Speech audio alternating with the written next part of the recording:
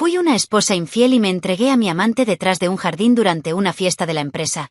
Pero mi esposo lo grabó todo y planificó una venganza psicológicamente brutal.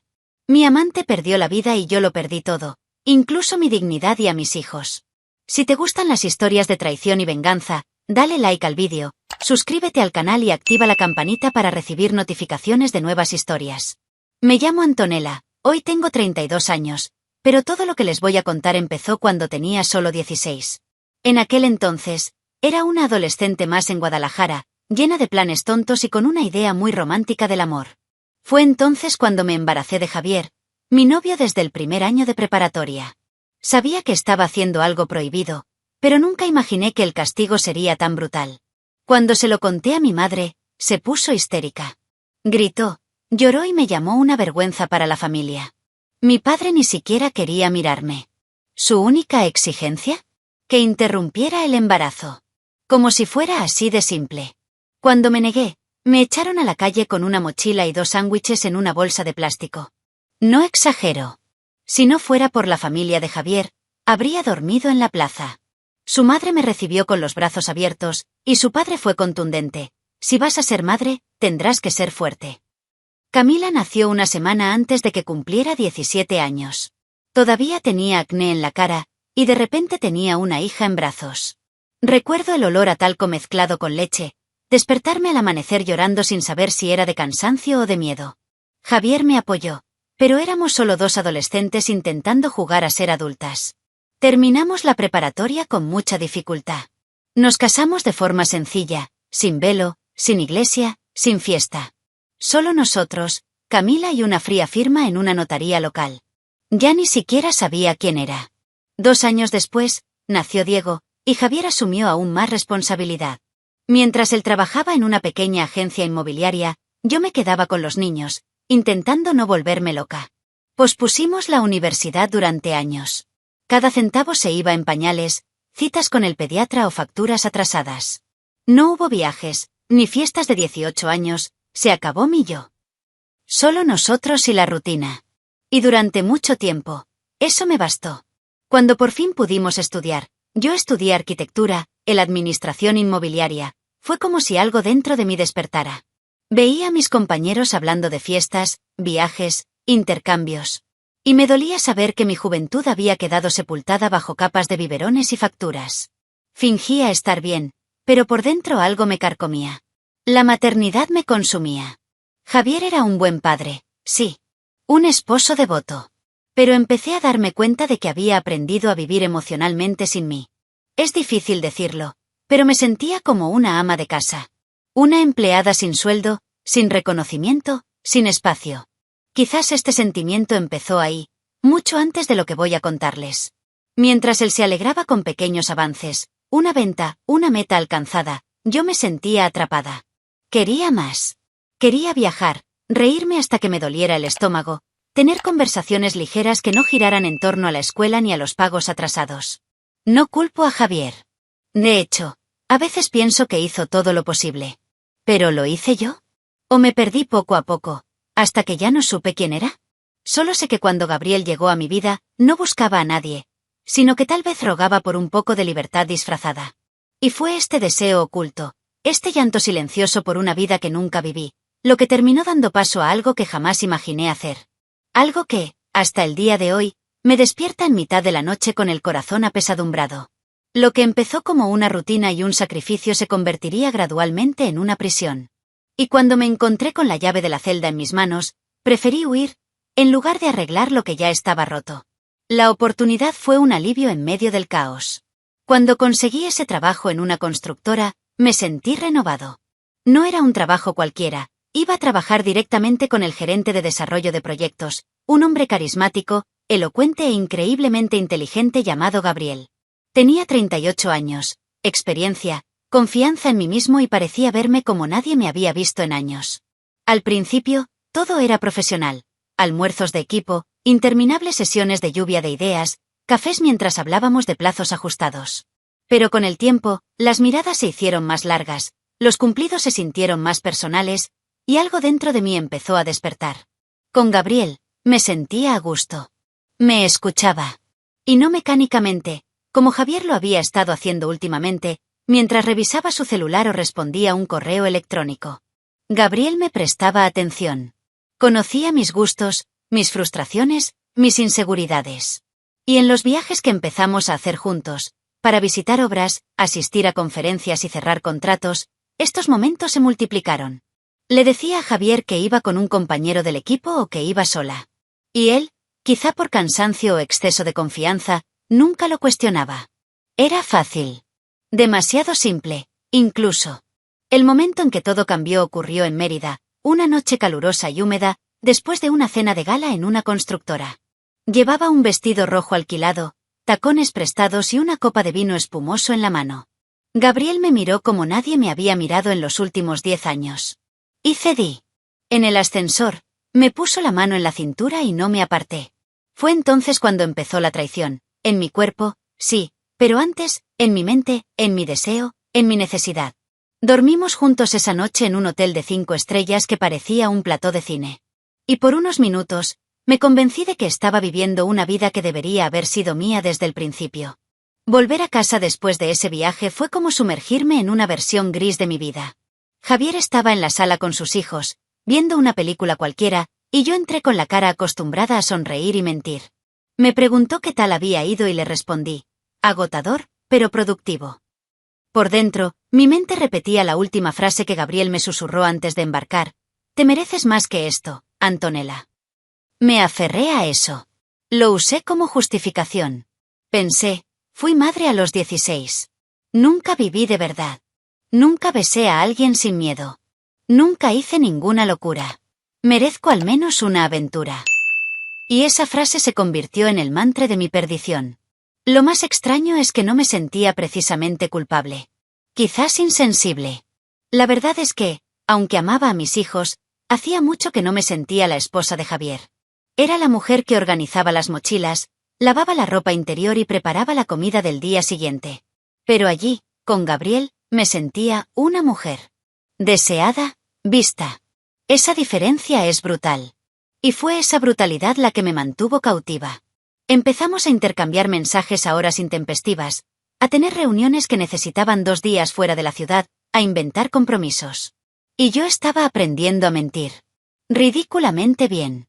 No puedo decir exactamente cuándo dejé de ver a Javier como mi esposo y empecé a verlo como compañero de piso. Dormía a su lado y pensaba en otra persona. Respondía te quiero por costumbre. Me volví fría, distante, seca. Y él empezó a notarlo. Pero en lugar de confrontarme, se apartó. Y usé eso como una excusa más para continuar con lo que ya estaba claramente mal. Pero lo que no imaginé fue que esta aventura seguiría exigiéndome un precio que no estaba dispuesta a pagar. 3 años. 3 largos años en los que llevé una doble vida que, a primera vista, parecía perfecta. Gabriel y yo nos veíamos en hoteles, moteles discretos, apartamentos alquilados por una app. Cada fin de semana, una excusa diferente, cada viaje, un pretexto nuevo. Aprendimos a ser discretos.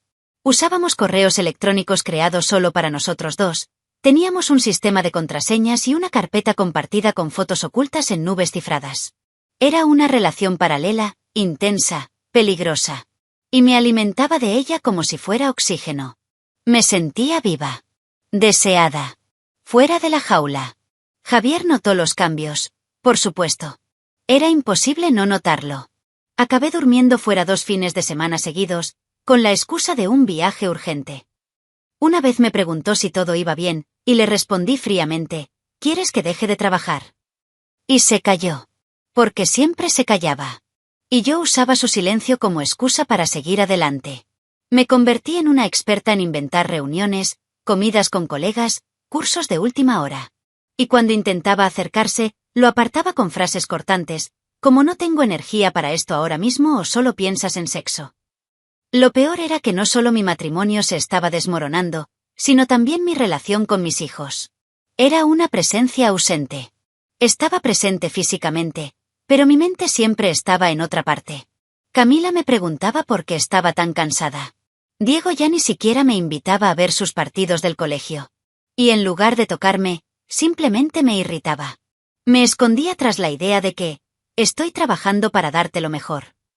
Me convertí en la mujer que juré que nunca sería, fría, impaciente, emocionalmente inaccesible. Pero en mi cabeza, todavía me veía como la víctima de una juventud que me habían robado. El sexo con Javier desapareció. Al principio se volvió algo formal, esporádico y sin conexión. Luego desapareció por completo. Él lo intentó, Dios sabe que lo intentó.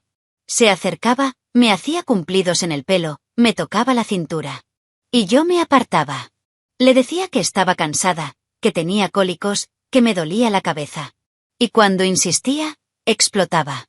La verdad es que mi cuerpo ya no pertenecía a ese matrimonio. Me dolía admitirlo, pero cualquier roce suyo me parecía una incomodidad. Era como si mi cariño hubiera muerto, pero aún no tenía el valor de enterrar el cadáver de la relación. Javier empezó a sospechar. No era tonto. Empezó a observarme más. A veces, lo notaba mirando mi teléfono de reojo. Una noche, intentó iniciar una conversación seria y yo simplemente fingí estar dormida. La tensión en casa crecía, pero seguí fingiendo. Porque creía tener el control. Que podía llevar esta farsa tan lejos como quisiera. Era arrogante. Narcisista, quizá. Y, en el fondo, estaba jugando con fuego sobre un campo minado. No lo sabía, pero Javier también estaba cambiando. Silenciosamente. Mientras yo estaba absorta en mi caso, él se reorganizaba, observaba, procesaba.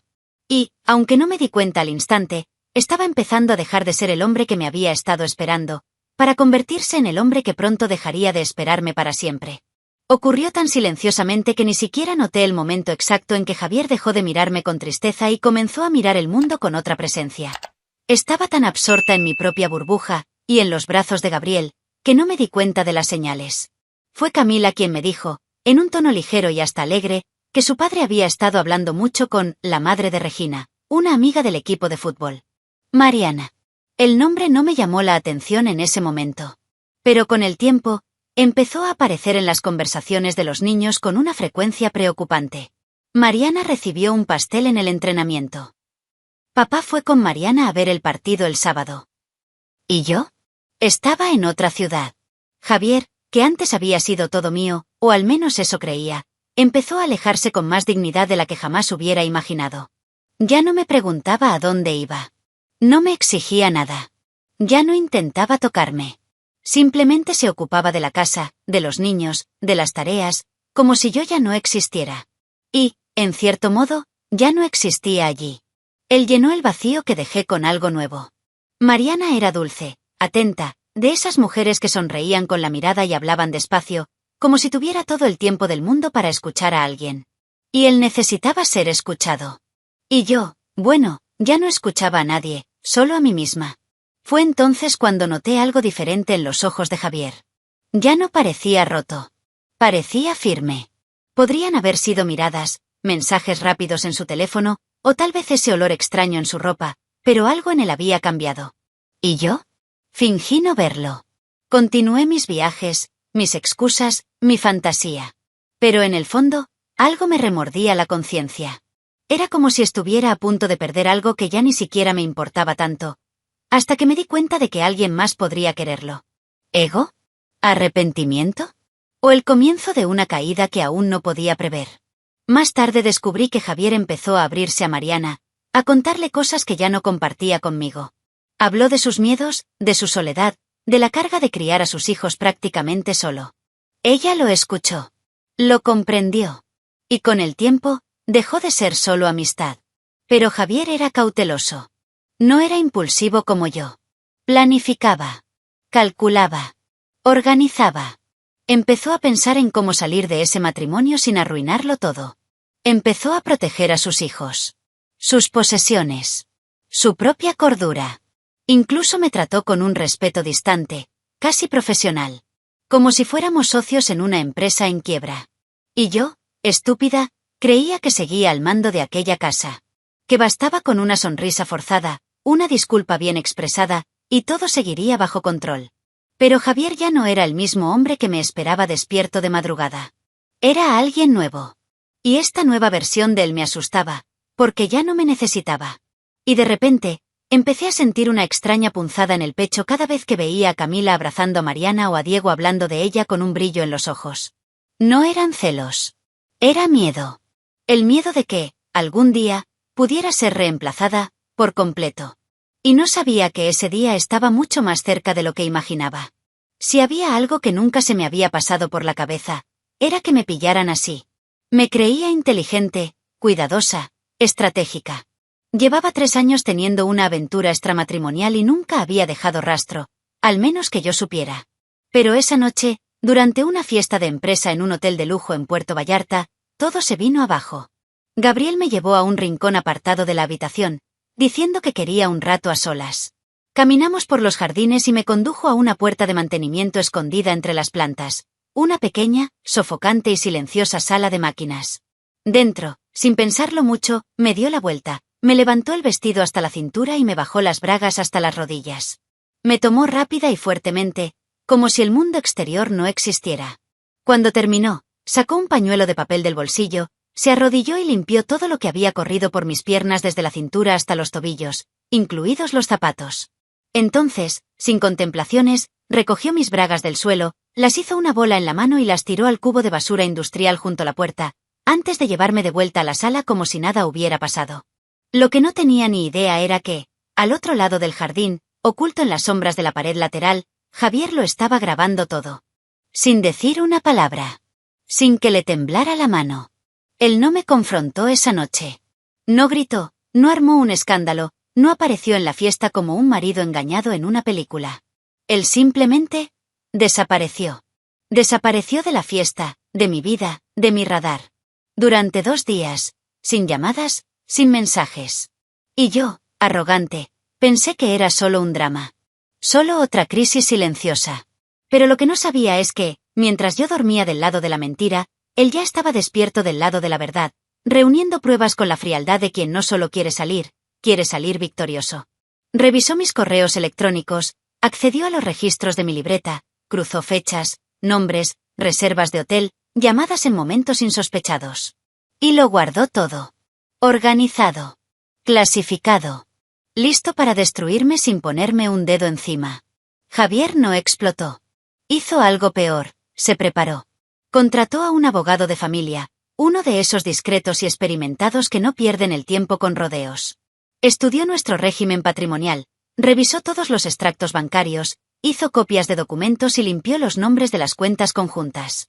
Estaba estructurando un divorcio quirúrgico, sin margen de error. Y todo esto en silencio, mientras aún dormíamos en la misma casa. Incluso esperó a que Diego cumpliera 14 años, la edad en la que legalmente podía elegir con quién vivir. Sabía que el chico estaba decepcionado y distante, y eso solo reforzaría su caso. Era como si estuviera preparando un funeral, el de nuestro matrimonio, con flores artificiales y una firma notariada. Irónicamente, todo se vino abajo semanas después. Camila y Diego habían ido a pasar el fin de semana con Javier, pero se habían olvidado unas zapatillas y una mochila para las clases extraescolares en casa. Volvieron solos, el domingo a última hora de la tarde. Estaba con Gabriel en el sofá, tumbada en su regazo, riéndome de un vídeo en el móvil. El vino estaba medio vacío y mis pies descalzos descansaban sobre la mesita de centro. La puerta se abrió de repente y el tiempo se detuvo. Camila se quedó paralizada. Diego me miró con una expresión que jamás olvidaré, una mezcla de asco, decepción y algo muy cercano al odio. No dijeron nada. Simplemente me dieron la espalda y se fueron. Y en ese instante, toda la dignidad que me quedaba se desplomó. Intenté arreglarlo. Llamé, envié un mensaje, escribí un largo mensaje de disculpas que ni siquiera podía creer. Javier no respondió. Diego me bloqueó. Camila me ignoró. Gabriel pensó que todo se arreglaría, que los niños lo entenderían. Pero no fue una fase. Era el final. Javier ya había enviado la primera notificación formal. Un sobregrueso con membrete de oficina, adjuntos, registros de movimientos, fotos, fechas e incluso vídeos de lo que vio esa noche en Puerto Vallarta. No pude leerlo todo. Me detuve a la mitad. La vergüenza me invadió. Y por primera vez, comprendí que no era solo una aventura, era una ruina que había construido con mis propias manos. Su abogado fue directo. Javier quería a sus hijos. Quería la casa. Quería salirse con la suya. Y tenía la forma de conseguirlo todo. Y lo peor, se lo merecía. Había perdido el control de la historia. De la casa. De mi familia. Del respeto de mis propios hijos. Y allí, en esa habitación vacía, con una maleta entreabierta y un vaso sucio sobre la mesa, me di cuenta de que por primera vez en años, estaba sola. Cuando Gabriel me invitó a una conferencia en una isla del Pacífico, acepté sin pensarlo 2 veces. Era una oportunidad para escapar de toda la presión, del silencio de mis hijos y de la ausencia cada vez más fría de Javier. La isla era hermosa, el resort lujoso, pero nada de eso me llenaba realmente. Aún así, fingí. Fingí estar bien. Fingí que esta era la recompensa por la vida que había sacrificado. Pero al 5.º día, llegó una alerta a mi celular. Se acercaba un huracán y la región quedaría aislada por seguridad. Terminamos varados durante 10 días. Sin comunicación eficiente. Sin señal. Sin salida. Y sin saber que, al otro lado del país, mi vida se estaba reorganizando, sin mí. Javier aprovechó el momento con precisión quirúrgica. Mientras yo estaba varada en otro mundo, él empacó sus maletas, organizó los documentos de los niños, firmó las autorizaciones con el abogado y salió de la casa donde vivíamos como si simplemente fuera al supermercado. Camila y Diego lo acompañaron voluntariamente. La mudanza se completó en menos de 2 días, con la ayuda de sus padres y Mariana. Cuando regresé del viaje, cansada y con la piel quemada por el sol, encontré la casa vacía y fría, con solo un sobre en la encimera de la cocina. Dentro estaba la lista de muebles que había traído, la nueva dirección de los niños y la citación oficial para la custodia temporal. Entré en pánico. Intenté llamarlo. Nada. Intenté hablar con los niños. Silencio. Incluso a Gabriel le pareció extraño. Dijo que, quizás Javier exageraba, pero en el fondo, él lo sabía. Todos lo sabían. Simplemente no quería aceptarlo. Fui a la dirección que me dieron y lo vi con mis propios ojos. Mis hijos vivían con Javier y Mariana. Abrió la reja con Camila a su lado, riendo. Diego salió con una mochila a la espalda y un uniforme limpio. Era una escena familiar. Una nueva familia. Mi familia, pero sin mí. Cuando fui a hablar, Diego apartó la mirada. Camila solo dijo, «Es mejor que no vuelvas por aquí sin avisarme». Estaba devastada. Regresé a casa, sola, sintiendo que alguien había borrado mi existencia. Gabriel intentó consolarme, pero todo sonaba vacío. La verdad era que él nunca formó parte de mi plan a largo plazo. No lo veía como alguien con quien quisiera envejecer. Era mi escape, no mi refugio. Y ahora, con Javier fuera de mi alcance y los niños viéndome como una extraña, me di cuenta de que tal vez me había equivocado. Ya no tenía un hogar. Ya no tenía una rutina. No tenía a nadie. El abogado que contraté fue claro. Javier tenía pruebas, contaba con el apoyo de sus hijos y tenía estabilidad emocional y financiera. Yo tenía antecedentes de infidelidad, una ausencia prolongada y vínculos afectivos rotos. La custodia temporal era solo el principio. El juez le otorgaría el derecho a quedarse con los niños, basándose en sus deseos y en la evidencia de abandono emocional. Intenté decir que a mí también me habían engañado, que Javier me había cambiado por Mariana. Pero sonaba patético. Nadie me veía como una víctima. Nadie siquiera consideró mi dolor. Era como si estuviera gritando en un lugar donde nadie más podía oírme. En el fondo, empecé a acariciar una idea absurda. ¿Y si todo había sido un montaje? ¿Y si Javier lo había hecho a propósito, como venganza? ¿Y si había estado con Mariana desde antes? Esa duda me carcomía, aunque sabía que era un intento desesperado por protegerme de la verdad más evidente. Yo fui quien cavó este hoyo. Yo fui quien apretó el gatillo. Y ahora, sola en un apartamento pequeño y frío, rodeada de maletas cerradas y un silencio ensordecedor, empecé a comprender lo que era caer de verdad. Y lo peor, sabía que aún no había tocado fondo. Cuando finalmente me senté con Javier cara a cara, pensé que era hora de contarlo todo abiertamente, quizás para revertir algo, o al menos echarle en cara lo que creía que era mi versión de los hechos. Llegué con mi amiga abogada, Laura, una mujer de palabra firme que inspira respeto con solo una mirada.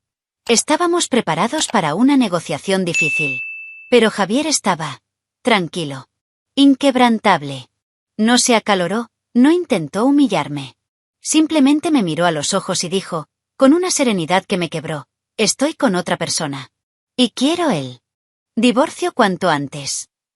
Esto me afectó más que cualquier traición. Yo, que había pasado 3 años con otro hombre, aún sentía que tenía derecho a sentirme ofendida. Me sentí reemplazada, Descartada. Empecé a gritar, a acusar. Le dije que lo hacía todo por venganza, que era cruel dejarme así, que seguía siendo la madre de sus hijos. Pero no alzó la voz. No se rebajó a mi nivel. Simplemente puso una carpeta sobre la mesa, la abrió con cuidado y empezó a presentar los documentos uno a uno. La escritura de la nueva casa, la división de bienes por fechas, extractos bancarios, copias de mensajes, prueba de la custodia de los niños. Cada página era una puñalada en la espalda de mi orgullo. Laura intentó discutir, presionar, sugerir que presentáramos una demanda, pero Javier estaba preparado. Demostró que ya había consultado con psicólogos, que los niños habían recibido terapia y habían declarado con quién querían vivir.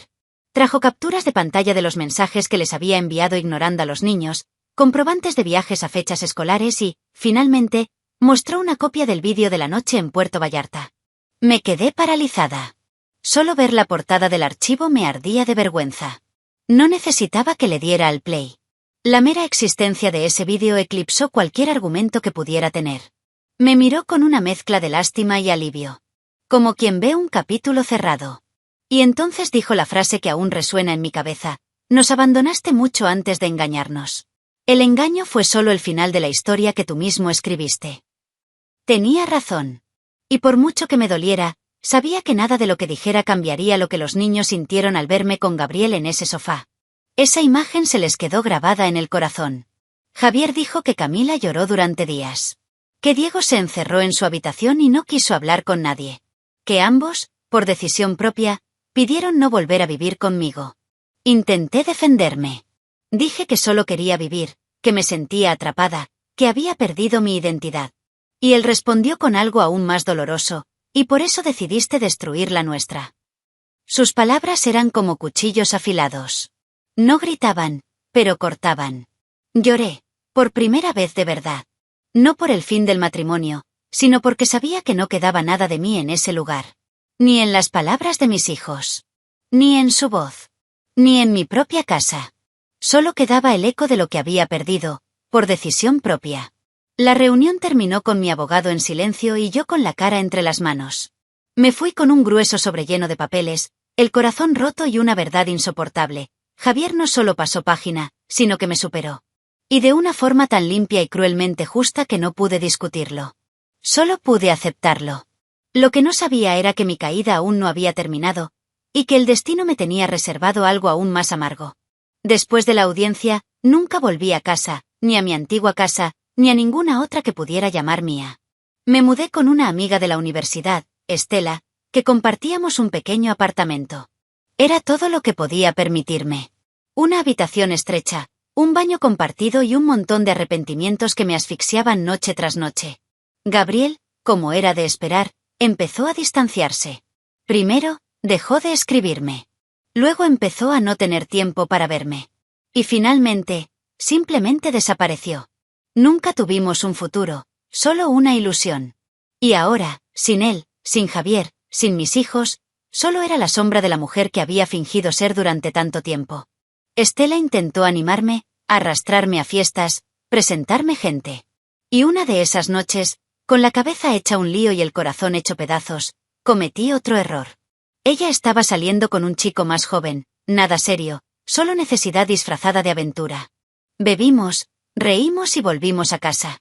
Y en mitad de la noche, con Estela también alterada, las cosas se complicaron. Fue confuso, rápido, sin sentido.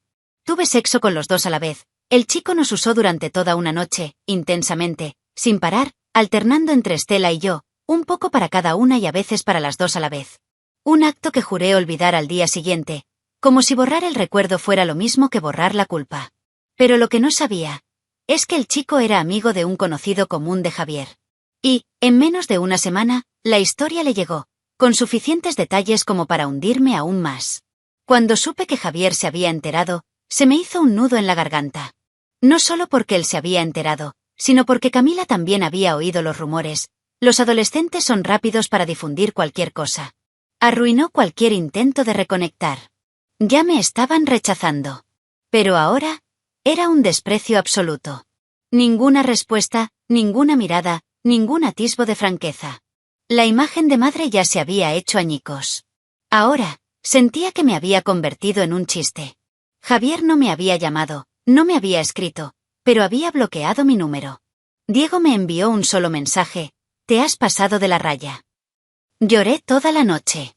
Mientras tanto, Javier y Mariana seguían construyendo algo sólido. Vi fotos en redes sociales, su compromiso en el campo, sus hijos sonriendo, su vida trabajando. Mariana estaba embarazada. Una niña. Y por mucho que me costara admitirlo, parecía haber logrado en un año lo que yo nunca logré en 10: construir un hogar de verdad. No un escenario. Un hogar. Me dolió. Me consumió. Me hizo cuestionarme si alguna vez había sido esa madre presente que fingía ser en redes sociales. O si solo había sido una figura en la esquina de la foto, mientras Javier lo mantenía todo en orden sin quejarse. Intenté hablar con él una última vez. Le pedí perdón. No como quien espera una reconciliación, sino como alguien que se está ahogando y solo quiere ser escuchado antes de hundirse definitivamente. Me escuchó con calma. Dijo que no me odiaba, pero que ya no había lugar para mí en su vida. Y luego, con el mismo tono sereno de quien ya me había destrozado con verdades, añadió: Mariana espera a mi hija. Y Camila y Diego tendrán la hermana que siempre quisieron, con la madre que merecían. Dolió. Más que cualquier traición. Porque tenía razón. De camino a casa, me senté en las escaleras del edificio y lloré como una niña. Por todo. Por todos. Por la mujer que fui, por la madre que nunca supe ser y por la familia que perdí. El silencio a mi alrededor era un reflejo de mi caída. Pero lo que no sabía es que Javier aún no había terminado conmigo. Y que la verdadera venganza apenas comenzaba. Cuando Javier dijo que me perdonaba, quise creerle. Habló con calma, casi como si me liberara. Pero no era una liberación, era una trampa. Pensé que su silencio era una señal de paz, pero era solo la paciencia de un hombre que planeaba algo mucho más grande. Javier ya había ganado. Ahora solo faltaba terminar la partida. Y Gabriel era la pieza final. El hombre por el que lo había dado todo, y que ahora quedaría reducido a nada, a manos de alguien que nunca alzaba la voz, pero sabía exactamente dónde golpear. Javier tuvo acceso al ordenador personal de Gabriel. Descubrió antiguos fraudes, contratos falsos, malversación de fondos. Todo quedó documentado. Con estas pruebas, armó un expediente impecable y lo envió, anónimamente, a Hacienda y al Ministerio Público. Gabriel fue arrestado delante de sus hijos, esposado delante de sus compañeros de trabajo.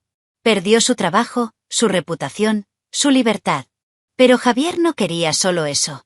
Quería destruir lo que le quedaba de ego. Y fue entonces cuando llegó el golpe final, el más bajo, el más cruel, el más eficiente. A Javier se le permitió una visita supervisada a la prisión. Llegó con calma, se sentó frente a Gabriel y dejó un sobre en la mesa. Dentro había fotos falsas, editadas profesionalmente, de la exesposa de Gabriel en situaciones íntimas con otros hombres. Escenas sugerentes, nombres al azar, lugares familiares. Ninguna de ellas era real. Pero Javier lo hizo parecer así. Lo perdiste todo, y al final, ni siquiera era solo tuya. Eso fue lo que dijo. Y eso fue todo. Gabriel se puso histérico al instante. Gritó, intentó romper la mesa y los guardias tuvieron que sujetarlo. Repetía mi nombre una y otra vez, como si esperara que apareciera. Pero yo ni siquiera sabía que esa visita había sucedido. Todavía no. Días después, la noticia llegó como una sentencia. Gabriel se quitó la vida en su celda con las sábanas de su propia cama. Dejó una carta corta, confusa y llena de ira. Dicen que simplemente escribió. Ni siquiera era mía.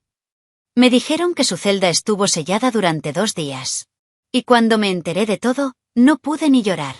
Me quedé sentada en el suelo de la cocina, con la cabeza entre las piernas, tragando el amargo sabor de la vergüenza. Porque Javier hizo eso. Usó mi traición para acabar con todo, y nadie pudo detenerlo. Antes de eso, ya había destrozado la vida de Gabriel con un solo clic. Le envió pruebas de nuestra traición a su entonces esposa, con fechas, mensajes y fotos. Ella pidió el divorcio ese mismo día, se llevó a los niños y desapareció. Se fue a Puebla, donde rehizo su vida con la ayuda de familiares. Cuando intenté escribirle un mensaje de disculpa, me bloquearon antes de que pudiera enviarlo. ¿Y la verdad? Hizo lo correcto. Ninguna mujer merece enterarse de algo así. Destruí 2 familias, y Javier se encargó de que ninguno de los dos lo olvidara. Hoy vive en paz. Casado con Mariana, Con una hermosa hija, sus hijos lo llaman héroe. Triunfó. Sin ensuciarse las manos, sin perder la compostura, sin decir una palabra fuerte. ¿Y yo? Me convertí en lo que él siempre supo que me convertiría. Un recordatorio viviente de las consecuencias. Una advertencia en forma humana. La mujer que lo perdió todo porque creyó que podía tenerlo todo. El precio de mi libertad fue la destrucción de todo lo que me amaba. Y todo lo que me odiaba. Javier fue el único que supo exigirla. Deja tu opinión en los comentarios, dale me gusta al vídeo y suscríbete al canal para recibir notificaciones de nuevos vídeos. Además, ayúdanos a llegar a más personas y a formar una comunidad. Aprovecha y mira una de las historias que aparecen a continuación sobre nuevos informes de traición y venganzas. Hasta la próxima historia.